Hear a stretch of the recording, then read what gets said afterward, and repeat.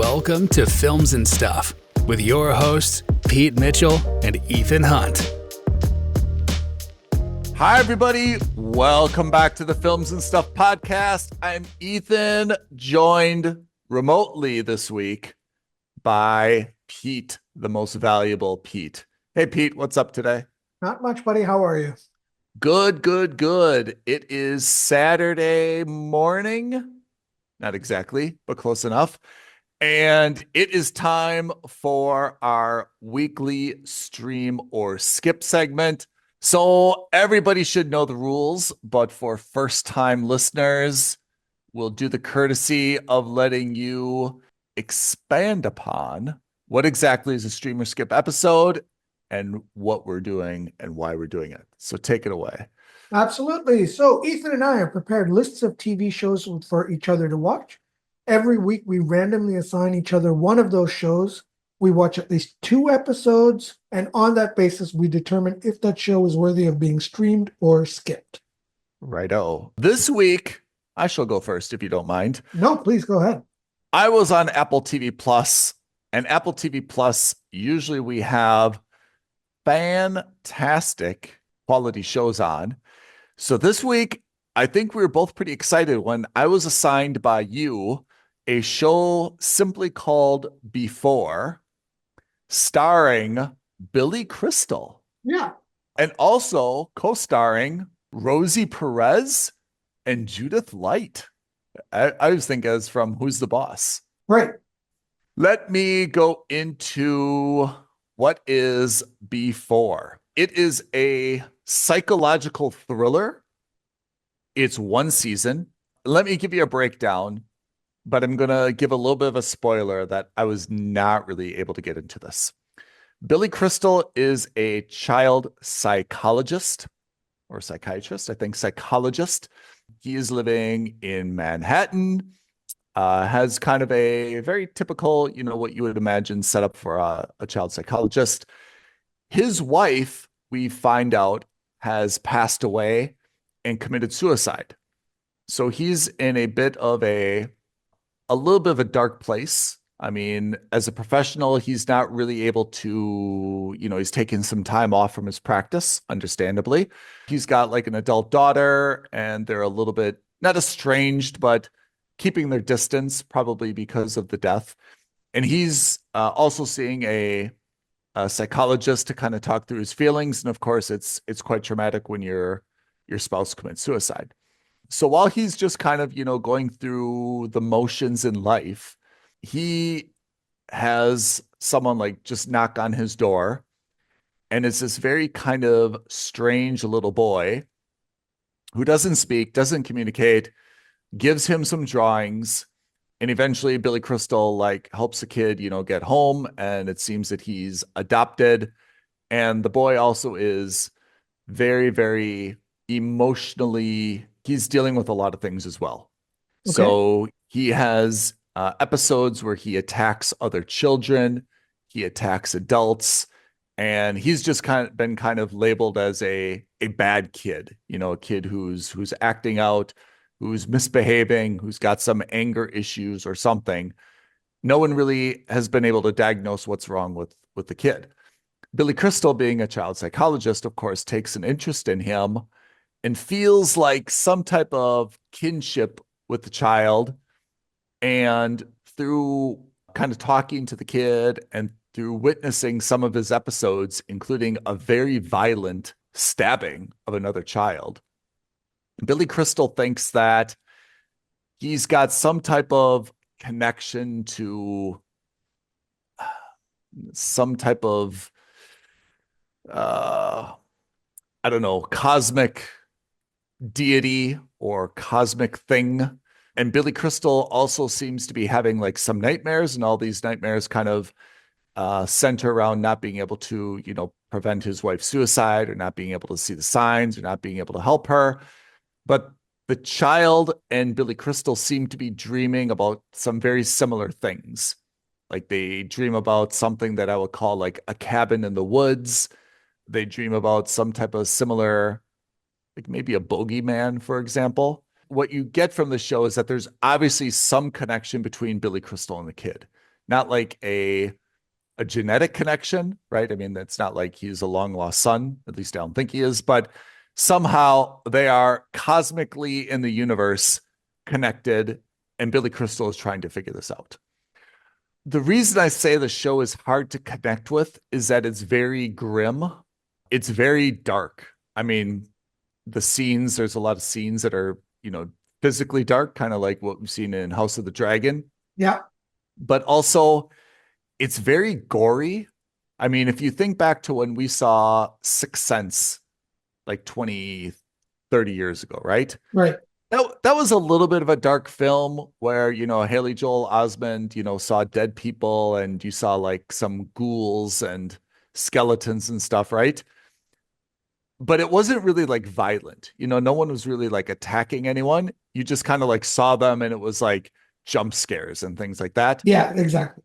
This show with Billy Crystal is violent. I mean, I wouldn't call it like a horror movie, but like you see the kid stab another kid in the classroom, you see blood. You see Billy Crystal having like very vivid, uncomfortable dreams, where he sees like his dead wife's, splattered body, for example. He's doing like some, I guess it's kind of self-mutilation. Who, the kid? No, like Billy Crystal's doing his own kind of like self-mutilation. Like, I hesitate to say that word. It's not like he's cutting himself, but like he'll like see like something on like his eyebrow and he'll pick at it and like suddenly like he's kind of like peeling off like skin and hair. Oh, And God. it's Okay. just, again, it's not really a horror, but it's definitely dark and grisly. Okay. And I just wasn't able to connect with it. I don't like, as you know, like horror is a genre that I don't identify with at all. Yeah. I don't like all these kind of like splattered bodies. I don't like stabby things. There's zero humor whatsoever. I mean, it doesn't even pretend to be a comedy. There's no comedic, levity at all. It's very dark and it's kind of centered around this mystery of how is Billy Crystal and the kid connected? Are they, and to be honest, everything's on the table. There could be alien connection. There could be some type of, I don't know, the world energy connection, some cosmic energy. I don't know. Everything's on the table, and that's kind of the big mystery. But to me, it's not really a great mystery that I'm like compelled to get to the end of. We know, I mean, after the first or second episode, immediately that Billy Crystal and the kids somehow have a connection, right? They have some Right. type of, I don't know if I'd call it an emotional connection, but they have some type of like cosmic, psychosomatic, connection where they dream something similar and they can kind of understand each other. And, Billy Crystal is a child psychologist and this kid just showed up in his doorstep unannounced. There's something there. It's just not enough that I really want to get to the bottom of. I feel like it's going to be like all this drama and, like music, but the end when they do the big reveal is going to be like somewhat very disappointing. Okay. I just don't feel like it's going to be so amazing that they're going to, I don't know. There's just not that many options for something creative here. So I read about it a little bit and the reviews have been relatively low as well. And generally I don't like, relying too much on reviews because I know that there's some shows that have great reviews and they're kind of rubbish and some shows have rubbish reviews and they're impressive. But I think it just kind of shows that I'm not alone in this. Rotten Tomatoes, for example, there's only 32% approval rating and it's got a Okay. 5.2 out of 10, which is not great. Metacritic, which is kind of the other one I use, also gives it kind of a weighted score of 46 out of 100. It's just mixed or average reviews. No one's really said anything negative about the cast, the acting, the production value. It's mostly centered around the idea that it's not that really compelling. Okay. You've created a story, you've created this whole world, but it's just not something that's super, I guess, engaging to anyone. So I have given this a skip. And, sometimes you and I do a lot of hand wringing saying, oh, I want to give it a strong skip, or maybe someone else will love it. I'm not so sure in this case. I mean, I want to say something nice for Billy Crystal. The kid's fantastic. Rosie Perez has come a long way from, I guess White Men Can't Jump or whatever she was in. Yeah. But I feel like she's kind of like not the right person for the role of the stepmom, and it just seems like a little bit of a hodgepodge. But the biggest problem to me is that there's clearly a mystery, but it's just not a mystery that I care about. Right. And that's why I give it a skip, because however this ends, I absolutely don't care. And I definitely don't care enough to pay for Apple TV Plus only for the show. And I definitely don't care enough to call you up or my brother up and be like, hey, can I borrow your password? I really need to see like how it ends. I would not use my limited political capital on this. So Right. that is Belief, starring Billy Crystal with Rosie Perez. It's on Apple TV Plus. I give it a skip. But if you really, really love psychological thrillers and you thought The Sixth Sense was the best movie in the world and you want to see a miniseries that has a similar angle, then I would say that Belief may be up your alley. But apart from that, skip and find something better to spend your time on. Yikes. Okay, so that's Before on Apple TV Plus. Yep. So let's then take Sharp Left. Sharp Left. Yeah. I had to watch a show called The Agency. You're welcome. On Paramount Plus. That's right. It is also a thriller, but it is not a psychological thriller or a horror thriller. It's a more traditional espionage thriller. Yep. And it stars Michael Fassbender, Jodie Turner-Smith, Jeffrey Wright, and in a surprise twist I didn't see coming, Richard Gere, who I haven't seen. Richard Gere. Yeah. Yeah. So, first of all, let's get this out of the way. This is a must subscribe immediately. You're welcome. This is a fantastic show. Yeah. First, let's talk about the premise. The premise is that Michael Fassbender is a non-official cover for the CIA. That means that he is a spy operating in a foreign country without anyone knowing that he works for a U.S. federal agency of any kind. Yeah. He's a proverbial English teacher in Africa. Correct. Which in this case, quite literally. Yeah. And now I think it's safe to say, if you ever come across an English teacher in Africa, be wary.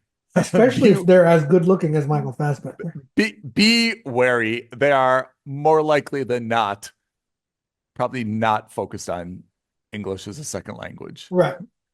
So he plays a knock who's sent back to London. He's based out of the London CIA office. So he's undercover for like over a year, right? Yeah, exactly. And in that year, he, of course, builds up a relationship with Jodie Turner-Smith, who plays some kind of professor at the local university. They have an illicit / torrid / very sexy affair. Ooh, torrid. And he has to break it off because he's called back. And of course, there is a little bit of friction between him and the CIA because it was a very sudden thing. He's literally called in overnight. And then it's about the first few episodes are about him settling back into the routine of being a CIA case officer in the UK. And one of his assignments is that he becomes a mentor for a new recruit at the CIA who isn't a traditional CIA agent, but is in fact someone that they've turned to become an asset for them. That's kind of like the B plot of the series, which will eventually become, I'm sure, the A plot in the second season. And by God, I hope there is a second season. Yes. the A plot is about CIA operative who's gone missing in Belarus, and they're trying to get him back. And Michael Fassbender is recruited to help find out what's going on.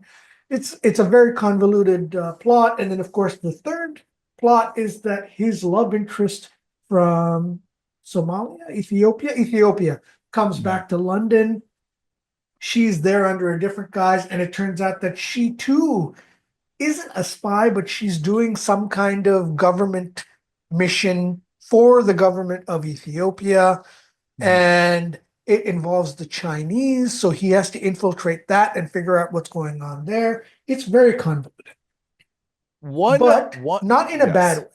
No, and in fact, I think that you and I watch so many shows, and we say like, okay, well, the A plot is pretty easy to understand. It's predictable. We know where it's going, and the B plot involves a love affair or a kid or something. We're like, it just isn't dynamic enough to kind of keep our interest, right? Yeah, exactly. And the shows that we usually like, whether it's Yellowstone or Silo, for example, those shows are usually loved by us because there's a lot going on. And even though we can label the plots ABC and so forth, it's not necessarily clear which is always front and center. Yeah. And I think that's one of the nice things about the agency is that there is a lot going on. There's kind of the short term, there's a long term, there's the past stuff. There's a lot of characters that we've been introduced to that we really, kind of start to get to know. And I think it's refreshing to have a show that is not only focused on the main character and their day-to-day stuff, that it's a little bit more diversified, and that keeps it fresh, in my opinion. Yeah. And it treats you like an intelligent viewer. So they're not hand-holding you, they're not simplifying plots. It's up to you to pay attention and really understand what's going on. And I appreciate it. I really don't like, that Mission Impossible style. Oh, well, it's going in my left jacket pocket. Has she put it in the right jacket pocket? No, it's supposed to be in the left jacket pocket. That kind of nonsense, it's not there. So I really like that. What's more is that we're also used to, whenever you see particularly spy thrillers like this, usually the stakes are very, very high, right? It's usually about now the big thing is there's some cipher, and with that cipher, they can access any electronic thing in the world, right? And you can't fall into bad hands, and there's going to be an auction and so forth. This one's a little bit more, I don't want to say close to home, but it's a little bit more realistic, which is, hey, the Chinese are involved in, it seems as though they're negotiating a treaty with Ethiopia where they would basically acquire a lot of their infrastructure, right? Yeah. I mean, it's not world changing. I mean, it may be country changing for Ethiopia, but the US, intelligence agency is like, hey, wait a second. We need to know what's going on here. We want to be a part of this. That's a more localized and I think realistic, like that's kind of the day-to-day business of the CIA, I would think. Yeah, it's very plausible. Yes. It's not always, we need a sniper to take out this person because they've got this, encrypted drive and so on and so forth. It's a little bit more localized. And to everyone else, the stakes are big, right? I mean, they've got to make this work or not work, but at least in this way, it's not like you're going to see like crazy open gunfire in the streets, and like it's more realistic, as you mentioned. Yeah. So one of the things that I really like about this is that because it's a very grounded, realistic show, and because there are no or very few like crazy action sequences. I mean, I think one of the most exciting things that's happened in the first few episodes is a drunken driver trying to escape in a police chase. And it's so quick. It's like it can't be more than 10 seconds. And it's a very simple thing. There's no crazy over the top action. Yes. And he gets pulled over, which is to be honest, how almost the vast majority of chases end, right? It's not the Jason Bourne type, I've Yeah. outrun, the whole squad of police. I've driven backwards and downstairs or upstairs or through alleys. It's like, hey, I started to speed. I tried to get away, and you know what? They cut me off, and that's the end of it because, oh, by the way, we're in a city, Yeah. and I just don't have the benefit of, driving amok. So Right. Exactly. realistic.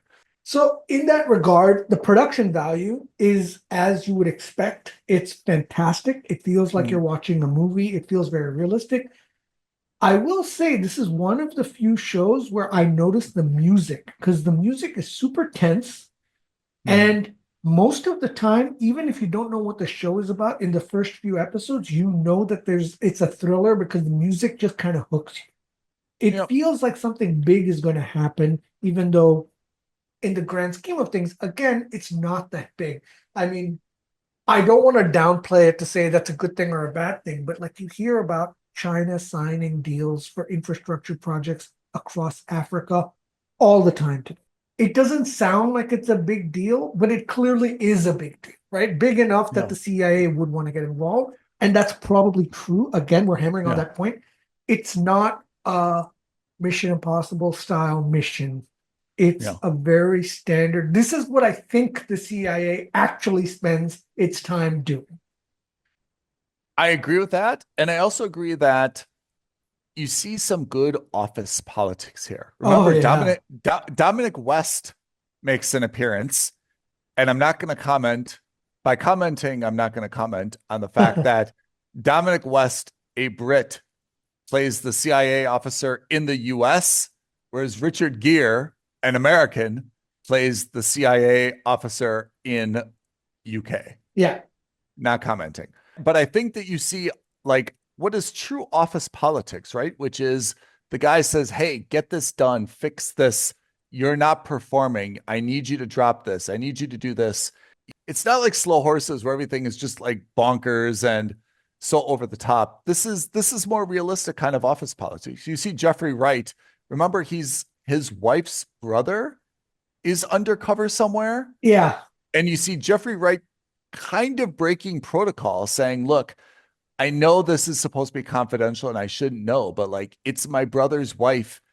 Can't you tell me kind of something? And Yeah. you see the sincere office politics, which I really imagined is real, which is in an office, of course, you've got relationships with people and people always kind of, there's some office favors and some office gossip and stuff, but Yeah. you really see the dynamics, which is Jeffrey, I know it's your brother-in-law. We can't tell you anything about this mission. You can't look into it. You can't know. My favorite part of this office politics, though, was the fact that Richard Gere is nickel and diming for $500,000, for $100,000. And he says, hey, listen, we're answerable to senators. I don't have this kind of money in the budget. And I think it's hilarious, right? Because you're thinking of like the most economically powerful country in the world is worried about spending $100,000 to extract a guy from a mission in Ukraine. And they're just like, how do we justify that? Yeah. I find that absolutely hysterical, right? Because in all the movies we've seen, money is never brought up, right? The actual practical cost of these missions is never brought up in here. And they're just like, hey, listen, this is a thing, right? I have a budget appropriations committee meeting to go to. I have to justify these numbers. I mean, I thought it was a little bit refreshing as well. I mean, I'm not sure, we have no idea if that's actually how it goes, but I do agree with the principle, which is, okay, we've got to get this guy out. We need to hire someone to do it. The guy can't say, well, I'll do it for $10 million. And the CIA says, sure, we've got a blank check. We'll pay you $10 million to get the guy out. Yeah. I mean, maybe the line is not 10,000 or 5,000 or 100,000, but I agree that there's always a limit, right? And I kind of like that thing because you see Richard Gere's like, look, we got to get the guy out, but no, I'm not going to pay an outrageous amount, like negotiate it down. Like, let's do it, a little bit, more economically. Yeah. I thought that was actually a very perceived realistic event. And it's one of the reasons I think that the world did not need another CIA spy thriller, but if it was going to do one, I like that it did this one. I think this one gave that type of realistic angle on things, you know? Yeah, yeah, that's exactly right, and that Mhm. it does the show in a way that's refreshing because of it. Yeah. And I think that's really important because as much as I loved, for example, Black Doves, right, Mhm. which is an espionage thriller that's an NGO, Yeah. this feels more authentic because obviously it is more authentic. Even though that was also, it didn't feel authentic. It was more fun. It was also fun for different reasons. But Yeah. this feels like, yeah, like this is probably what the station chief has to deal with in London every day. Yeah. I mean, I guess we could go on that realistic, kick for quite some time, but I agree. There's something fun about watching, the super soldier, whether it's, Jason Bourne or, the lady in Black Doves. What's her name? Keira Knightley. Yeah, Keira Knightley, right? I mean, there's something fun about watching someone who's just so much better at fighting and kicking and punching Yeah. and evading. But at some point, it also becomes a little bit, I don't know, dull to watch because no matter how many waves of people come at them, they'll always be able to shoot their way out of it or jump their way out of it or something. This I thought, was a little bit granular. Even when you see like Michael Fassbender, I mean, remember they have like some people kind of tailing him.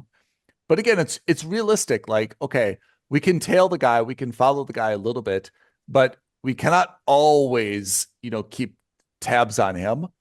And then the flip side is even if he kind of gets away, we've got a way to kind of, triangulate, where he is. It's not this bonkers thing where they track his phone and they listen in on his, camera and stuff. They, follow him a bit, but it's not like over the top. And he's able to escape a bit, but it's not over the top, Yeah. So I think the realism and the granularity is what I like. And I also like, we haven't talked about the story much, but Fassbender's in a realistic type situation, which is, hey, you guys sent me on this country, undercover. I had a relationship. I openly reported the relationship. And now you gave me 1 day notice to leave. I had to, break up with a lady. Like, that's not easy to do. I'm also a person, and I think that Jeffrey Wright had a really good, you know, speech about this at one point to Fassbender as well, which is it's not easy. That's why we put surveillance on you. What we're making you do as a field agent is not natural as a human being. That's why we give you this level of support. And I guess what's also interesting is that, that Fassbender, Jodie Turner-Smith relationship also seems a little bit more dynamic, and you start to question whether he targeted her or Oh, she she targeted targeted him. him, Yeah. and I thought that was kind of fun. And the last thing I'll say, it's one of the few shows where the child isn't as an annoying figure, right? Because there's always Yeah, they always have the children who yeah. somehow get embroiled into this thing. She does, but it's not inorganic. It's very short. It's not a bothersome. She's not a central figure in any of this. I was fine. I agree. I mean, if there's a subtitle to the films and stuff podcast, it's we're relatively negative on how children are thrust into storylines where they Yeah. don't need to be, and also children that act either exceedingly mature or exceedingly immature, for their age and station in life. And Fassbender's daughter, who in this show is called Poppy, is for the most part okay as a teenager who's just trying to reconnect with her dad, knows that he works for the CIA, doesn't really know everything about him, but some stuff. I thought there were a few instances where it went a little bit over the top, but generally, she's not been thrust upon us as a storyline. Like, she hasn't been kidnapped or anything. I think it's probably okay the way that it is. Yeah. But also, to be honest, unnecessary. There's Yeah. just there's no reason that you need to bring in the ex-wife, the estranged child, all that into the show. The show absolutely stands up on its own feet, without doing that. So Yeah. I don't know if that's a trope to like humanize Fassbender or if it really is going to be a plot line, but from my perspective, it's wholly unnecessary. Fair enough. Must subscribe. I honestly, it's a fantastic show. I don't know what's going on with season 2, but I really hope they continue. Yep. I love the cast. I love the way that it's filmed.